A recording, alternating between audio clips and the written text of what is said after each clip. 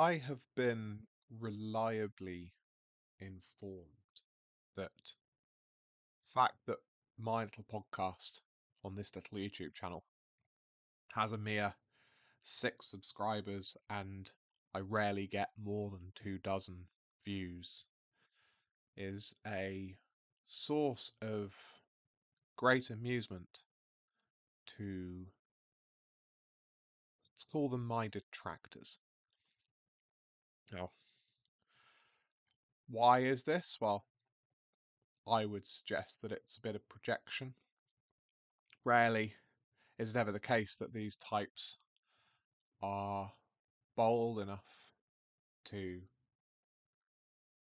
actually put anything out into the world for critique by others. That's by the by. That's by the by. It does, however, raise a fairly reasonable question of why it is that I bother, given that this is now episode 10 and there's still nobody really listening to what I have to say. The answer to that is fairly simple, but with depth. And there's a lot of relation to how it is with training, so it's going to form the meat of what I'm going to talk about today. So, why is it that I continue to publish this podcast even though nobody listens to it? Well, I am a great believer in doing the right thing, irrespective of the outcome. So, with no expectation of a return, in other words. Right now, the right thing for my business is to do this podcast because I know for a fact that there are people who read my material but want to either satisfy themselves that I am actually a real person, not only that, but a person that they like. And the other reason is that they have concerns or objections that I have hitherto not addressed in my written content, so my emails, my social media posts, stuff on my website, that sort of thing. Hence, I talk on the podcast so the first group can hear my voice and confirm that yes, I am in fact a real person, not an AI bot. And although I could be now with the way that AI bots, they have voice and stuff now, don't they? Like ChatGPT talking like a person's freaky. But no, I am a real person. That satisfies them that.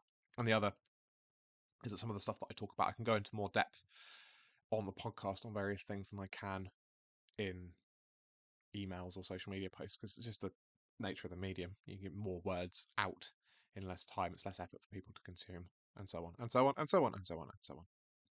So that's why I'm doing it. And whether or not it pays off is broadly irrelevant to me because I can't actually control whether or not it pays off. I cannot control if someone who is in the market for my services listens to this podcast, sees it in their YouTube feed, clicks on the links that I put in, send out an email or on a social media post. I can't control any of that. All I can do is keep on plugging away, releasing episodes, and what happens will happen. I get a great deal of satisfaction from simply doing the thing to the very best of my ability. And yeah, some of the podcasts are a bit crap, aren't they? Particularly the ones where I go walking outside because I have no ability to remove background noise. So yeah, they're a bit crap, but it's the best I can do with the skills that I have available to me. I am a writer first and foremost. I struggle greatly with speaking, hence why I take a lot of pauses and occasionally have a few filler words, that sort of thing. It doesn't come naturally to me at all. And I'm absolutely atrocious at video editing, graphic design, all these other things, video editing, not within my wheelhouse skill set wise either, but I do my best. And so it is with training. Yes. You will never, ever get the results you want from training unless you fully detach from the outcome of whatever inputs you are doing. And the reason you won't get the results is because you will get frustrated and you will quit. And if you quit, you're not training. If you're not training, you don't get the results. Logical, yes, good. So you have to get it into your head that you are going to train to the very best of your ability, regardless of the outcome. And it is my experience and the experience of many of my clients, both with what I'm doing now with the newsletters and the email support, but also back when I had my gym, that the ones who were concerned less with the specifics of their results tended to be the ones that got the best results. Yeah. Because as I say, they didn't get frustrated readily. They just carried on plugging away and accepted that sometimes they'll go weeks, months even, without actually seeing anything in the way of measurable improvement, only to, a few months after that go, oh, there's some results come in. Woohoo! Just the way it is. Whereas those that were constantly worrying about, if I gained a pound this week, or if I lost a pound this week, or why is my bench press not moving? Why is my squat not moved for it's been 2 workouts. I've done 2 leg workouts and I've not been able to put any weight on my squat. Oh, what's going on? Everything's going wrong. Those are the people that get very frustrated. They program hop. That tends to be the first thing they do, is that they program hop. So they'll try something 2, 3, 4, 5, 6 weeks. It won't really work for them, whatever approach it is they're taking. So they'll try something else. They'll program hop. And after a period of program hopping, so maybe hopped 2, 3, 4, 5, 6 different programs they'll try, they will eventually conclude that it doesn't work, and then they will quit altogether. Might quit for 3 to 6 months, then have another go once the belly creeps back, or they start struggling with whatever aches and pains it was that they were alleviating through training.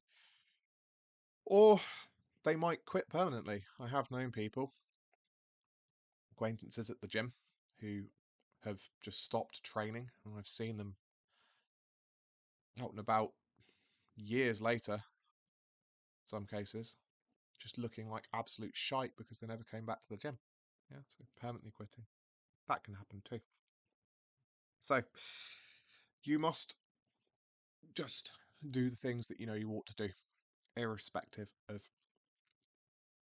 specific outcomes that you're getting, because you never know when the next little spurt of progress past the beginner phase, past the first, I'd say probably 6 months of consistent training for most people. Results are not linear. They're really not linear. They come in fits and spurts. Unless you're training at an extremely high level with a tremendous amount of focus on, and you're able to dial everything in perfectly, the results can often be quite unpredictable in nature as well. So you don't foresee them happening. They just happen. Who knows why? You've just been clapped about the head by the results vary, and your squat goes up 5 kilos, or you put a little bit of muscle on your arms, or you drop a little bit of weight, and then there's another barren period of a few weeks, maybe a month, maybe longer, where very little progress happens, and then boom, the results fairy comes back, taps you about the head, and you see a little more progress.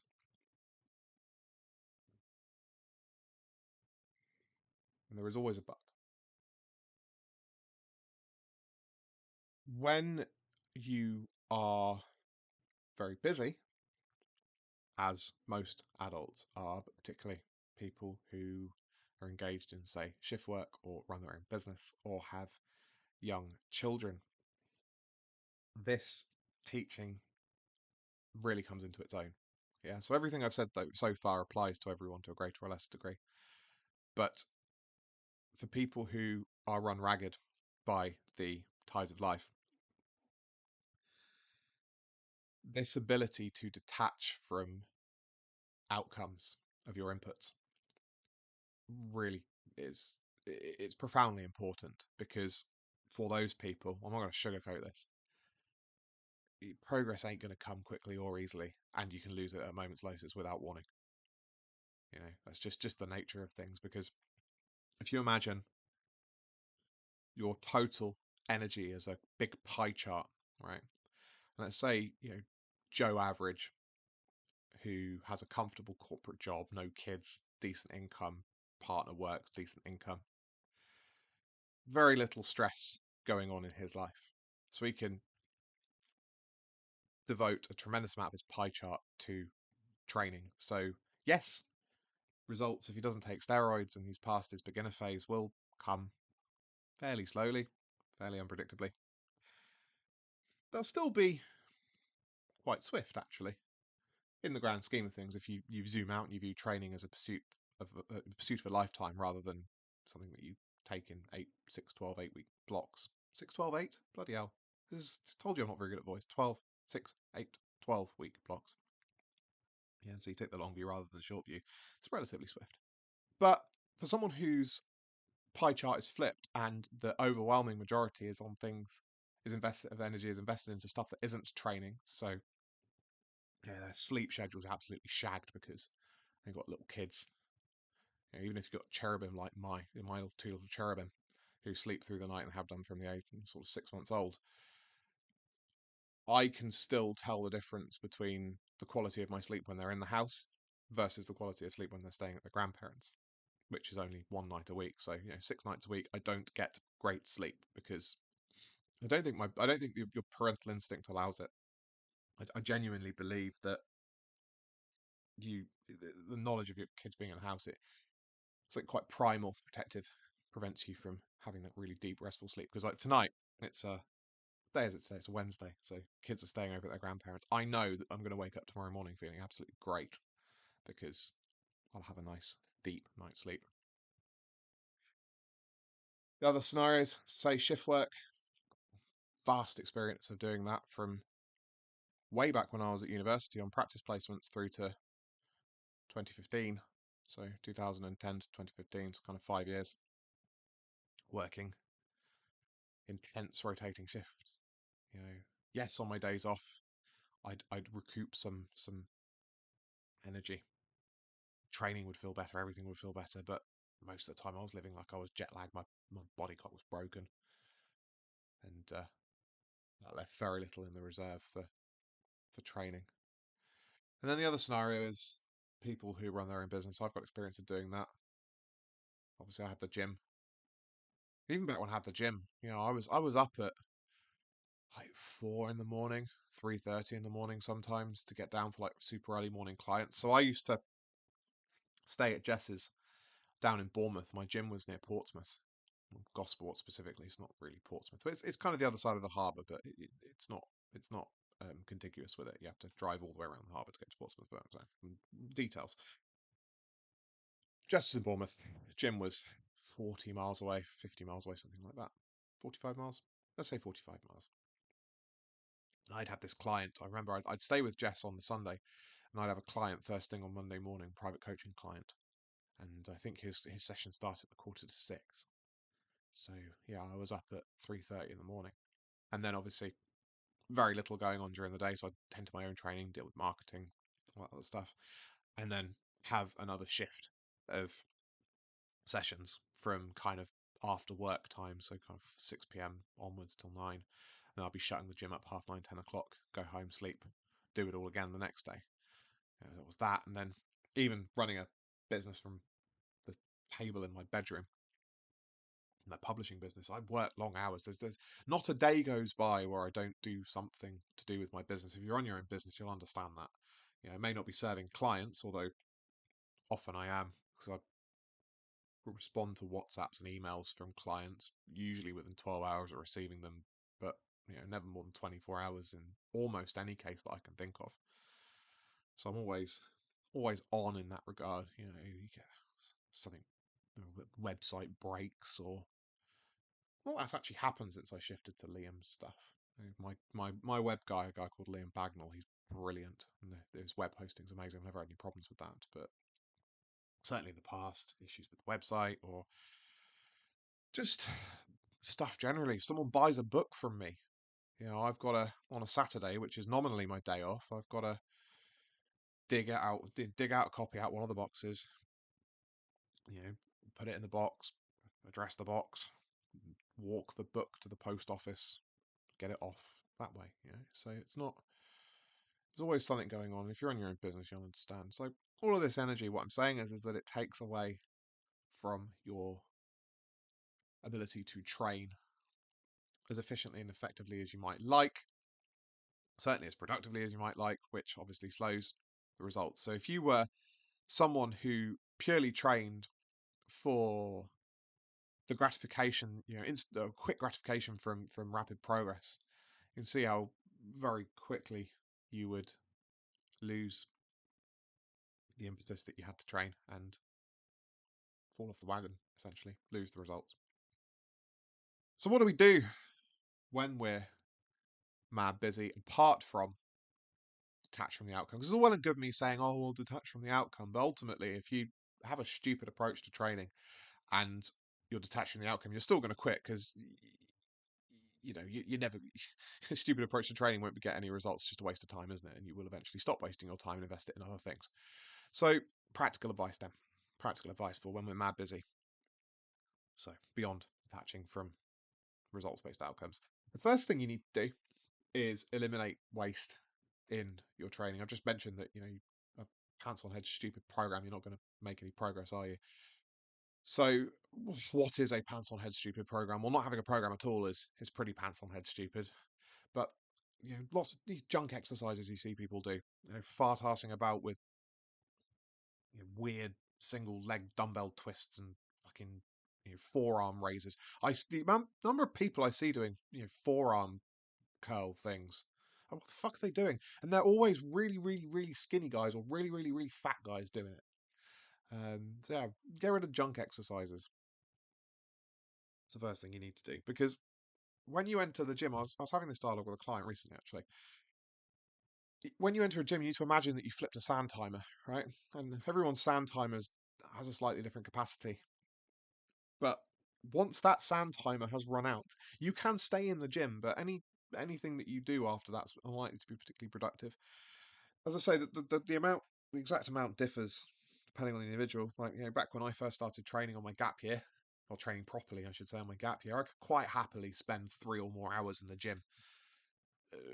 And every minute was well spent and productive because I was young, I was really enthused by what I was doing, no responsibilities, all that sort of good stuff. So yeah, 3 hour sessions. Yeah, every minute was productive. Sometimes four. There were occasions where I'd do like 4 hour sessions. I'd get in there at 6 and leave at 10 in the morning. I'm gone 10 in the morning. But for others, sound time is maybe 45 minutes. Kind of my sound time is probably about 45 minutes now for all the reasons I've just described. I've got young kids and a business. I don't work shifts, but I do have an unpredictable schedule. But yeah, my sound time is about 45 minutes. I really don't get much value out of being in the gym for more than 45 minutes now. And that's inclusive of warming up. Not cool down, because my cool down is my walk home. I walk to and from the gym, so I've got a good 25-minute walk home, which is a nice little cool down. But certainly the warm up protocol I do, and plus the lifting, 45 minutes tops. Same with cardio. I know it's not the gym, but I get very little out of cardio sessions that last more than 45 minutes in total. Again, cool down's a little bit different, but getting into a little bit too much detail. So yes, eliminate the junk, crappy, unproductive exercises from your program. The second is the flip of that, which is to prioritize things that are productive. Yes. Now, this isn't me repeating myself for the sake of making this podcast slightly longer. Yeah. Because the difference between eliminating waste and prioritizing productive work is subtle but important. Because eliminating waste is just getting rid of the crap that doesn't do anything, right? Prioritizing the productive work, there's different types of work that we do in the gym. There's the stuff that really moves the needle, which I would class as the productive work. But then there's also the other essential work that's perhaps not necessarily productive as such, but you still have to do it. So I would include things like warm-up protocols in that. The amount of people who don't bloody warm up when they go into the gym, it boggles me. It really does. Absolutely boggles me. Yes, warming up is not going to slap plates on the bar or put muscle on your frame or torch fat. Or did I say torch fat? Jeez, okay, let's not say that. Melt fat. Oh, that's even worse. Get rid of the fat off your frame. Warm-up protocol isn't going to do that, but it's going to contribute to you being able to safely do the productive work that will do that. Yes, other stuff in there is kind of higher rep muscle building work. So with little exercises, things like side lateral raises, chest flies, leg extensions, pullovers, and so on and so on and so on. Yeah, they're not gonna necessarily put a ton of muscle on your frame, right? They're not necessarily going to add a ton of plates to the bar in and of themselves. In fact, they almost certainly won't. But they facilitate that happening, or they facilitate you being able to do productive work. And by the productive work, I mean basic compound movements, preferably done with a barbell. And they facilitate your ability to do those to the very best of your ability through shit like correcting imbalances, building up the little muscles that don't get as well activated through the compounds, all that sort of thing. Another trap I see blokes fall into, particularly blokes, but increasingly women as well.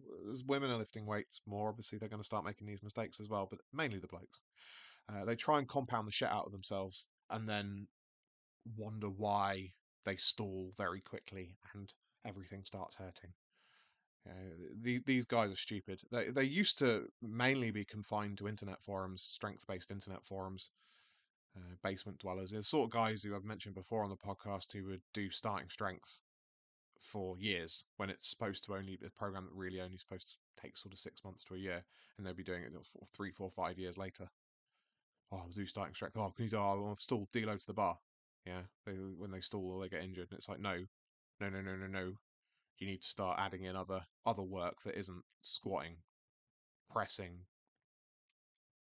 and deadlifting with a barbell. That's what you actually need to do to start, sort of push your progress forward, not fucking deload to the bar and start again. Idiots. Anyway, so prioritize productive work. So how do we do that? Well, it's about putting it first. Obviously, don't put it before a warm up. That'd be retarded. But so get into the gym, warm up, and then hit your productive work first. Yes. So hit your barbell lifts first. Then do the other shit. With that, and with the eliminate waste thing in mind, with the big sand timer in mind, that will hopefully sharpen your thinking around how much of the other stuff you're supposed to do, because you're going to have very little energy and very little time left by the end of once you've done your productive work, right? Where I see lots of guys go wrong, and again, I had a similar discussion with another client recently, whose order of exercise in his workout was just all out of whack, and he was really struggling to get everything done. It was all feeling a bit crap, so he sent his thing over to me and I just rejigged everything to put the productive work first after the warm up, and then the essential but less productive stuff afterwards. And Bob's your uncle, Fanny's your aunt. It's sorted. Yeah. So that's the second thing. And the third and final point that I'm going to make is that discretion is always the greater part of valor, particularly or doubly so when you are busy, stressed, run ragged. Yes. So what do I mean by that? Well, here's an example for you. If way, way, way, way, way back when I was charging around on the ambulances, right? If I'd had a particularly stressful or harrowing day, which didn't happen as often as ex-emergency services grifters and current emergency services grifters like to pretend it happens, but they did happen from time to time, I just wouldn't train.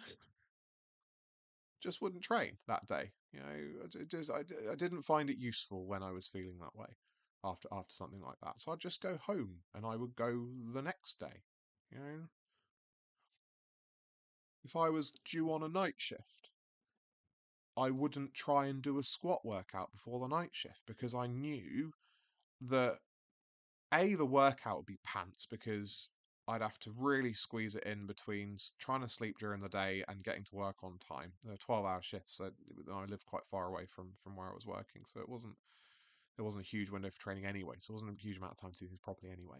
But also, yeah, body clock's not happy, energy levels are low, and anticipation of what's going to come over the night, and then also the effect I could foresee it happening because I never did it because I suppose because I'm not stupid, but I could anticipate how tired I might feel come 3 o'clock the following morning after having done a leg workout. Won't be able to eat properly after that because you're on a shift, eating overnight, all that sort of shit. So I just wouldn't do it. What I might do instead, is like a little bonus workout the sort that I mention in my book Shift, I think. Some in Shift.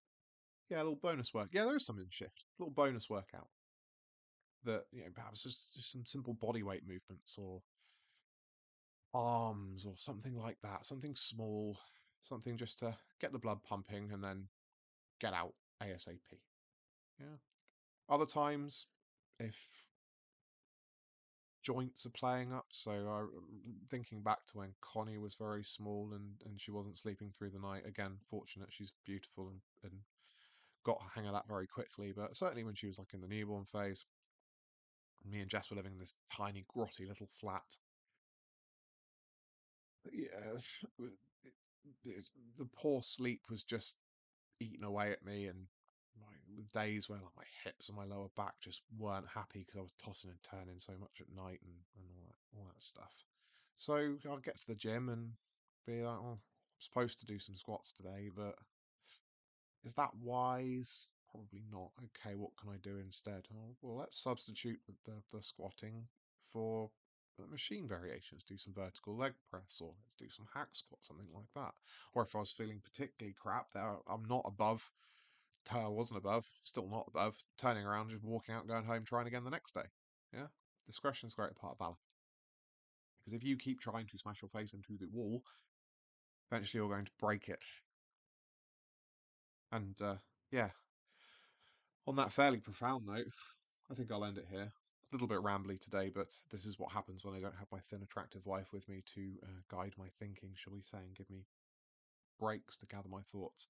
In the meantime, if you do like what I say here, please subscribe to the channel. It does help my ego, if nothing else. And like the video if you like the video. Oh, and get a copy of the free report, How to Build Muscle and Strength the Natural Way, using the link that's on the screen and in the description of the video, philtimon.co.uk/report. And you might also want to take a look at my book, Shift. It's the second book on fitness I wrote. I wrote it last December, I believe. It's a good little book. It's a system for shift workers, hence the name, but also people who are run ragged for other reasons, similar to those that we've just discussed in this podcast episode. Funny that. And it contains a toolbox that those people can use to maintain, well, maintain, and then build upon results despite the rigors of their routines. There's a sales letter that you can read that's linked underneath the report link. So if you want to go check that out, go and check that out. You should check it out even just to look at the cover because, as one guy put it on LinkedIn, that cover is dope. So go and look at it. Anyway, I'm rambling. Have a great day, whatever it is you're doing, and I shall see you next time.